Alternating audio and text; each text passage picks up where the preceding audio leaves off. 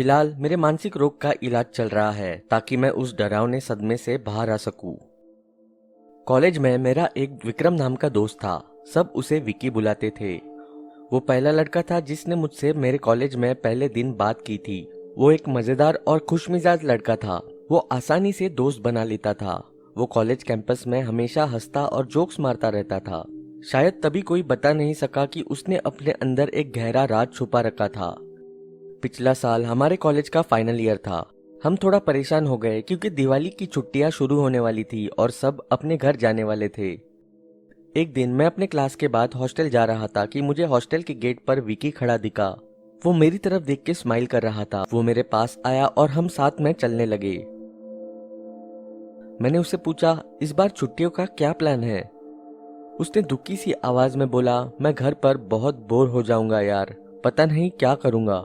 मैंने उसकी बात में हामी भरी क्योंकि मेरा भी कोई प्लान नहीं था। मुझे भी इस बार बस घर में ही बैठना था।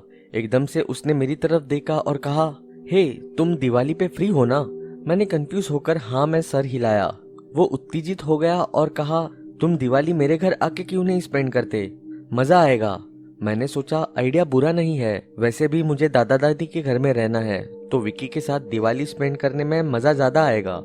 मैंने तुरंत उसे हाँ कर दिया। विकी मुंबई में रहता था और मैं दिल्ली में। मैंने उसे कहा, मैं जल्द ही बुकिंग्स कर लूंगा वरना फेस्टिवल सीजन में बुकिंग्स मुश्किल हो जाती है। मैंने अपने पेरेंट्स को इस छोटी ट्रिप के बारे में इन्फॉर्म कर दिया और हम छुट्टियों पर निकल गए। विकी ने मुझे कहा कि वो मुझे एयरपोर्ट लेने नहीं आ पाएगा क्योंकि उसे दिवाली की तैयारियां करनी है, तो उसने मुझे एयरपोर्ट से लेने के लिए ड्राइवर को भेज दिया। छुट्टियां आई और हम निकल गए। मैं कुछ दिन अपने दादा दादी के घर रुका। मैंने दिवाली वाले दिन सुबह की फ्लाइट ली और लगभग 10 बजे पहुंच गया।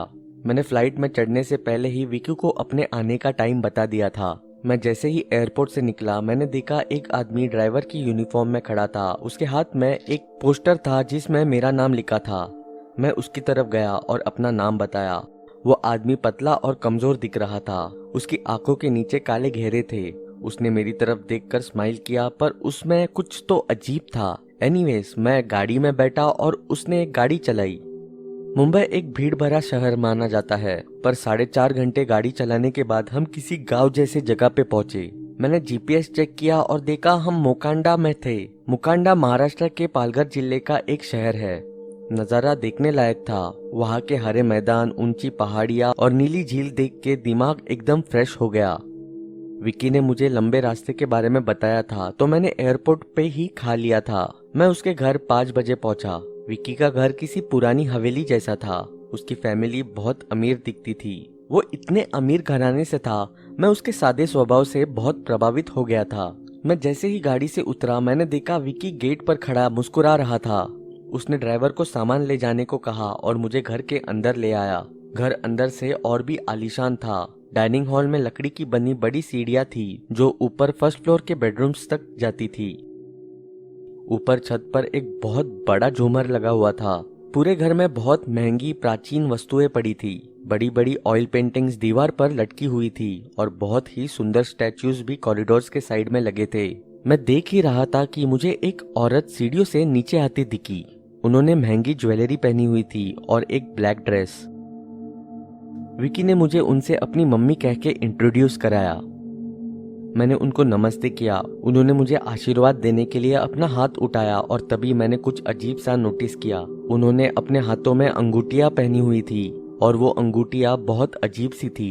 एक अंगूठी में एक पंछी का सर था, एक अंगूठी में खोपड़ी थी और बाकियों में कुछ अलग से चिन्ह बने थे। उन्होंने मुझे अपने हाथ नोटिस करते देख लिया और मुझे देख के मुस्कुराई। फिर उन्होंने विकी को देखा और कहा, अपने दोस्त को ऊपर ले जाओ, हमने इनके लिए आपके भाई का कमरा तैयार किया है। मुझे और विकी को साथ पढ़ते 3 साल हो चुके हैं और उसने आज तक मुझे अपने भाई के बारे में नहीं बताया था। मैं उसकी तरफ मुड़ा और कहा, ओ, तुमने नहीं बताया तुम्हारा भाई भी है? उसे बुरा तो नहीं लगेगा अगर मैं उसके कमरे पर कब्जा कर लूंगा?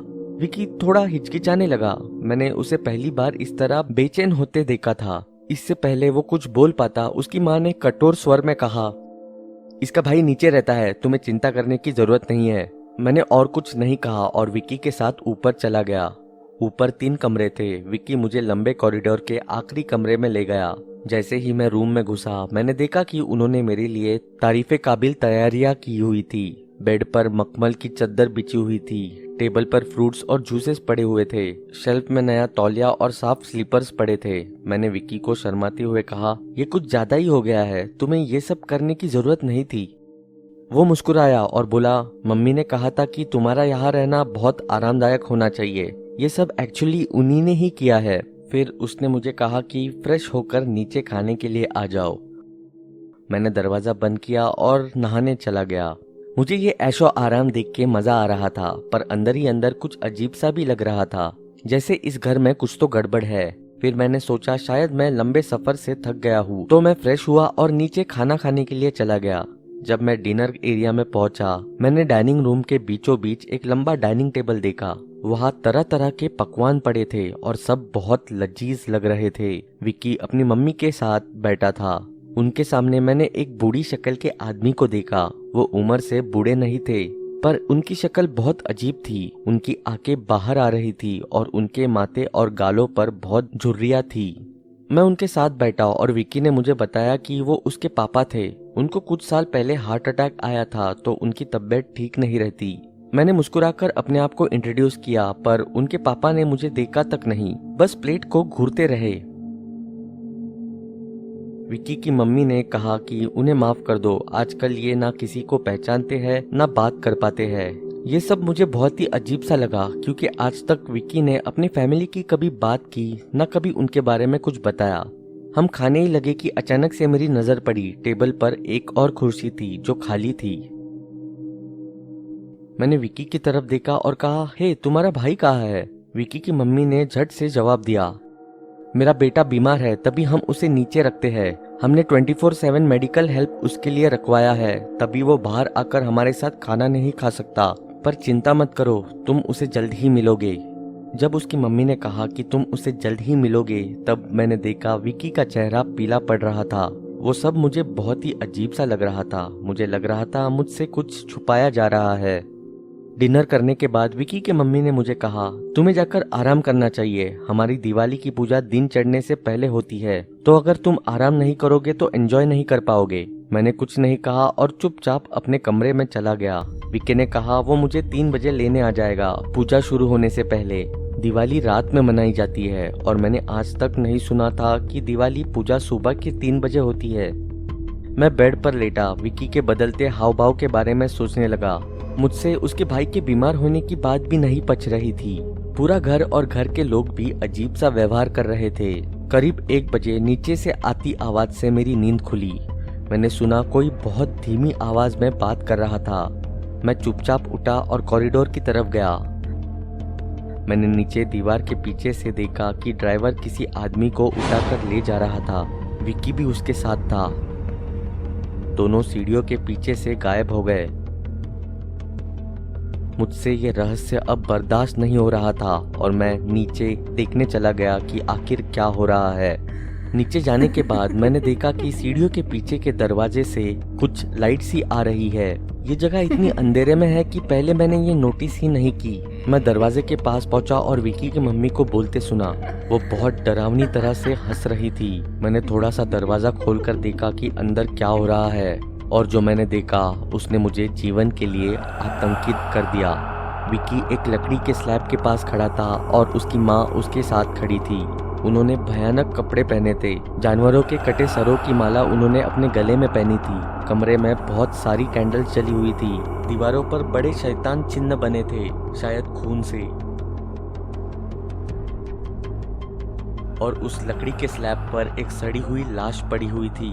उस लाश की हालत देख के मैं बता सकता हूँ कि वो आदमी बहुत दिन पहले मरा था। कमरे में गंदी बासी बदबू के आने के कारण वहां सांस नहीं ली जा रही थी। अचानक विक्की की मम्मी ने ड्राइवर से कहा, तुम लड़के के कमरे में जाओगे और उसे ये इंजेक्शन देकर उसे नींद में बेहोश करोगे, फिर उसे हमारे पास लाओगे। मैंने इस दिन का बहुत समय से इंतजार किया है। मेरे बेटे को जिंदा करने का समय आ गया है। ठीक 3 बजे मैं पूजा शुरू कर दूंगी, फिर उस लड़के की आत्मा मेरे बेटे के अंदर आ जाएगी। ओ विक्की, तुम जानते हो इसका मतलब, तुम्हें तुम्हारा प्यारा भाई वापस मिल जाएगा। हम फिर से एक सुखी परिवार बन जाएंगे। अपने बेटे को जिंदा होते देख तुम्हारे पापा भी ठीक हो जाएंगे। मुझे अपने कानों पर विश्वास ही नहीं हो रहा था। मैं विश्वास ही नहीं कर पा रहा था कि विकी ने मुझे अपने चक्कर में फंसाकर अपने घर बुलाया था ताकि उसकी माँ ये काला जादू कर सके। मैंने सोचा वो मेरा सच्चा दोस्त था। हे भगवान, अब मैं क्या करूँ? ये लोग पागल है।